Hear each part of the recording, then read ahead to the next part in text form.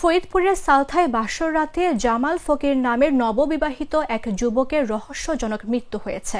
শুক্রবার সকালে উপজেলার ভল্লবদী ইউনিয়নের পিসনাইল গ্রামের একটি ক্ষেত থেকে তার মরদেহ উদ্ধার করা হয়। পুলিশ ও পরিবার সূত্রে জানা যায়, বৃহস্পতিবার জামাল ফকির পার্শ্ববর্তী নগরকান্দা উপজেলার পুরাপাড়া ইউনিয়নের ঘোনাপাড়া গ্রামে বিয়ে করেন।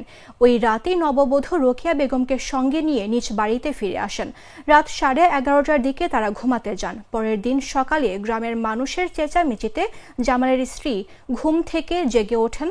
মরদেহ উদ্ধারের বিষয়টি নিশ্চিত করেন সালথা থানার ভারপ্রাপ্ত কর্মকর্তা মোহাম্মদ আতাউর রহমান।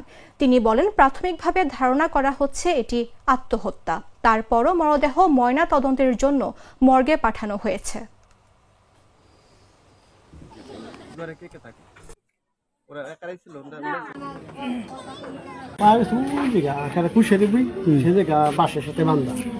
বাঁশের সাথে বাঁশের সাথে গলায় রশি দিয়ে গামছা। বাঁশ কি ঝুলেছিল? আড়া বান্ধা না কুশেরি পিলিতি দেয় আড়ার সাথে। তখন পরে আমরা যাইতে দেখি অনেক লোক হয়ে গেছে। পরে আপনি যে ভাই সে আবার গেছে দেখি দেখি যাই দেখুন ভাই। বান্ডেল থাকলে প্রতি সেনমানিতে টাকা বাঁচবে।